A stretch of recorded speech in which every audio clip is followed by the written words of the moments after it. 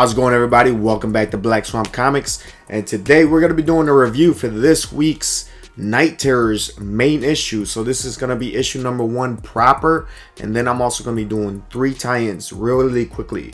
The Green Lantern, the Flash, and the Zatanna ones. Let's go ahead and get started. Alright, so Night Terrors for me was, Night Terrors is something that I've been kind of looking forward to for a little while, just because I love a lot of horror stuff. And this one so far has not disappointed. And I thought that this issue was better than last week's issue, which was First Blood. And so this is actually the first issue proper in a way. First of all, I want to say that the pacing in this one is a lot better than last week. So in here, we kind of slow it down a little bit. There's less characters involved. Deadman kind of takes the wheel, figuratively, sort of, or also literally. He does take the Batmobile out for a spin in this issue.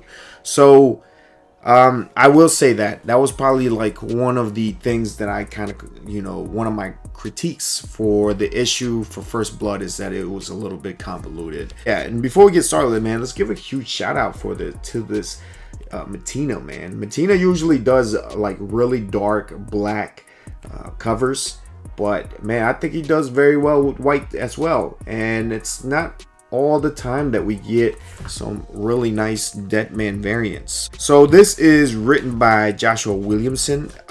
We do get someone else. We get art by Giuseppe Stefano Nessi Caspar. Jeez, man. Anyways, I'm just gonna put them up here, man. On this channel, I am the name butcher. Okay, so I enjoyed the art in here as well. I think I might have liked the art in here better than last week's. Even though last week was pretty good, I felt like this was a lot cleaner, but we didn't get as much of horror panels in here as well. So overall, so in this story, Deadman is pretty much the last man standing who can't go to sleep, but he is taking control over Batman's sleeping body, and he confronts Insomnia, the main villain here in this, and they're sitting in Arkham Tower, and there's kind of a face-off or whatever, and at some point Deadman jumps out and jumps into Insomnia's body to read his memories, because that's one of Deadman's powers and stuff. So he gets a little bit of a glimpse into, we get a little bit of a origin story. We don't get the whole thing, but we kind of get a little bit of a glimpse of who Insomnia was, how he's got here, and why the hell he wants the Nightmare Stone. Apparently we find out here that the Nightmare Stone, he needs it because I think he wants to come into the physical world. We get seen that he can be out in the physical world, but he can only be like for a limited time, and that's why he wants that Nightmare Stone. Overall, it was a good issue. The pacing was good. Deadman ends up just getting out of that fight alive, and he goes on to investigate further. So he wants a little bit more. He doesn't know where the Nightmare Stone is, but he summons an old character, see him resurrected. So he's like, I know somebody who might know where the origins where this Nightmare Stone came from. So that's where we're at. Deadman is looking for the Nightmare Stone, or the origins of the Nightmare Stone. So overall, it's a good issue. I really like the pacing in this. It's really good. It's really enjoyable. I love seeing Deadman take front and center. If I was to critique this on anything, it would be the dialogue of the villain a little bit. Insomnia just kind of has that, very run-of-the-mill dialogue and stuff. And I think at one point he took me out of the story. There was a part where Deadman's about to jump out of the Arkham Tower window, and the villain Insomnia kind of expresses like concern for Batman's body. He's like, oh, you can make that fall, but Batman's body can't. So he's like concerned about Batman, which I was like, why would you're the villain, bro? You're not supposed to care. So it's kind of weird. I guess they were trying to use it as exposition, but I felt like there was kind of a better way to kind of explain that. I felt like you didn't have to say that with the villain. I think when he was swinging, he's like, oh, it's just like the old days. I think that would have been enough. So kind of like in the old words of like the famous Kevin from The Office said, you know, why use lot words when let's do trick or something. So overall, that's my only gripe, and I feel like that's not only a thing. I think that's the thing with like a modern villains and stuff like that. That a lot of times they just sound like they're like run of the mill, and I don't know. I feel like writing villains might be a difficult task. So overall, I really enjoyed this. It was really good. So I'm gonna be going on to the 3. I picked up 3 tie-ins. There was more, but these were the ones I picked up. And we're gonna be doing, let's do Green Lantern first. All right, so this is, I believe, Jeremy Adams who is doing the current Dawn of DC. Yep, Jeremy Adams. Penciler was Eduardo Paciencia. Inker Julio Ferrero. Colorist Luis Guerrero. And letterer Dave Sharp.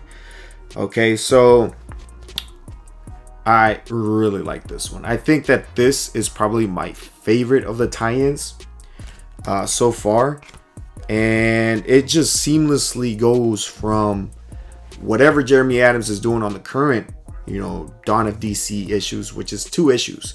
Which, by the way, if you're a Green Lantern fan or a Hal Jordan fan, I say check that out, man. Check that out for real, because that was good and it was just so seamless. Just jumped right into this, and this was so great. If you're a Green Lantern fan, exploring Hal Jordan's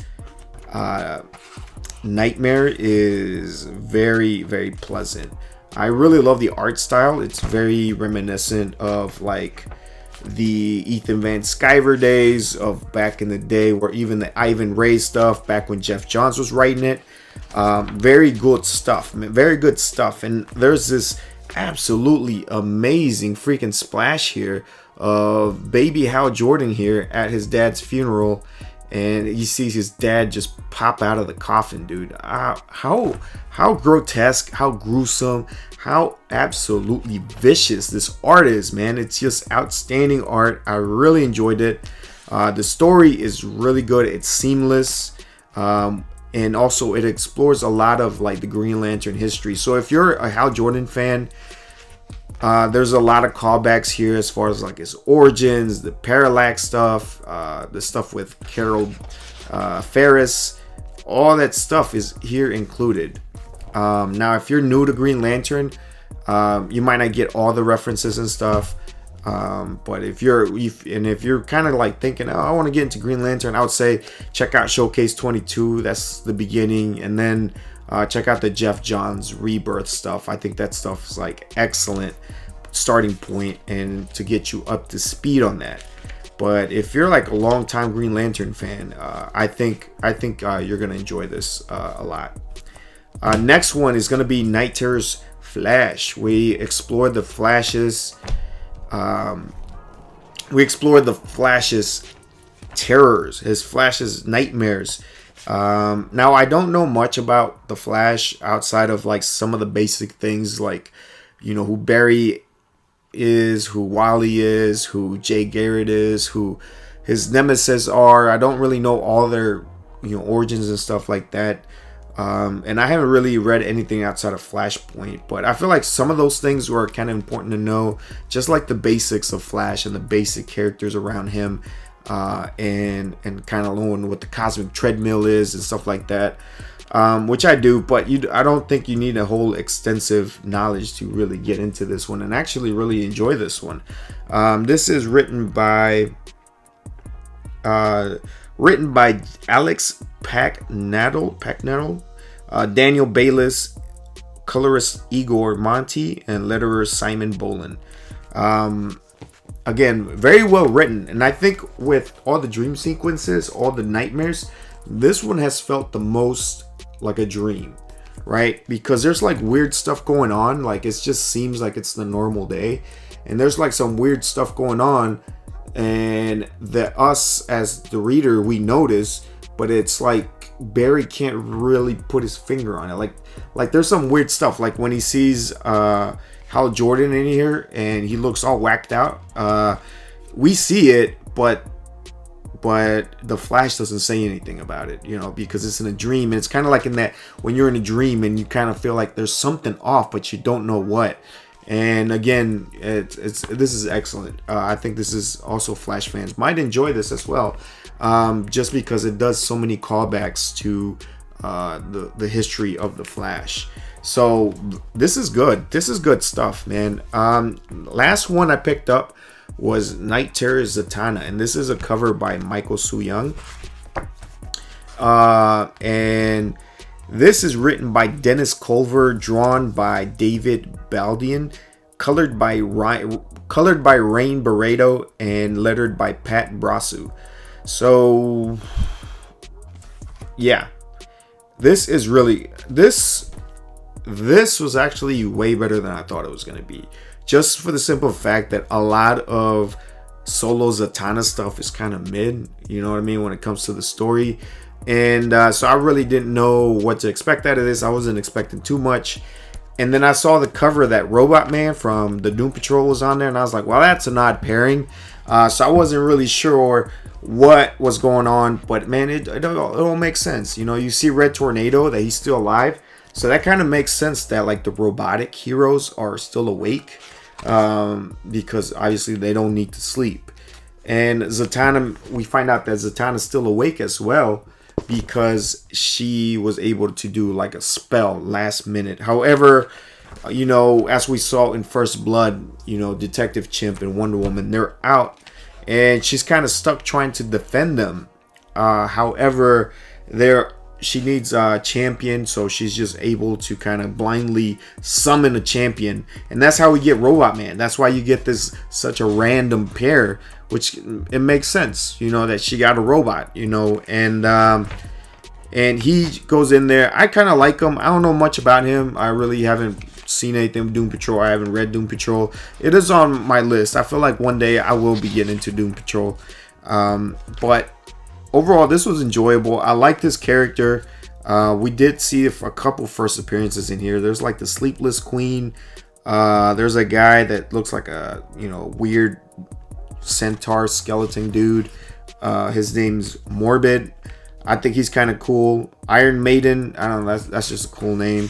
So I think those are all first appearances here. In here as well. So really like it. Really enjoyed it.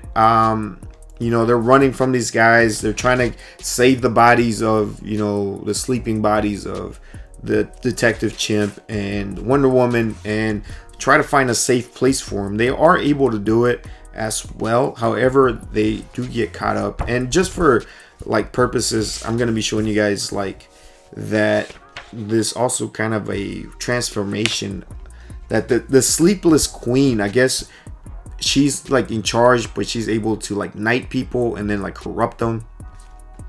So at the end we get this freaky version of Robot Man. Overall, surprisingly good read. It made sense, and I think that was probably one of my big worries when I saw like Robot Man on the cover. I was like, whoa, we just saw Zatanna, like, you know, in the Hall of Justice, and why would she be dreaming with Robot Man? You know what I mean? Like, I just didn't see the connection there. But however, the way they were able to put them together, it made sense. And overall, I really am feeling this event. I think that this is one of the best events that we've had since probably Dark Knight's Metal. I'm just gonna say it. So far as we've gotten, it just feels structured. It feels fun. It feels entertaining. You know, the established characters, we're getting fan service in there, callbacks through their dreams, going back to the essence of who these characters are as well. And man, I'm just having a great time with this, man. Having a great time. I might pick up the others issues as we go along, but overall, I feel like I'm pretty satisfied with the ones I picked up. I'm not sure if anything key happens in the other issues, so you might want to check out reviews for those as well. So I also picked up a back issue, show you guys real quick before I get out. Bam, first leapfrog. All right, but that's it, guys. You guys let me know what you guys think about this this Night Terrors event if you're reading it so far, and what are some of the things that you're hoping to get out of. And if you read that Green Lantern one, man, let me know what you guys think about that, because I really like that one. Like that's really fun. And if you guys are reading, if you guys have been thinking about reading the current Dawn of DC, Green Lantern book, I suggest you do. I would like just do it. So far it's really good. All right, with that being said, man, thank you guys for tuning in, and I'll see you guys again next week for another week of Night Terrors, and I'll let you guys know what I think. All right, you guys take care. Peace.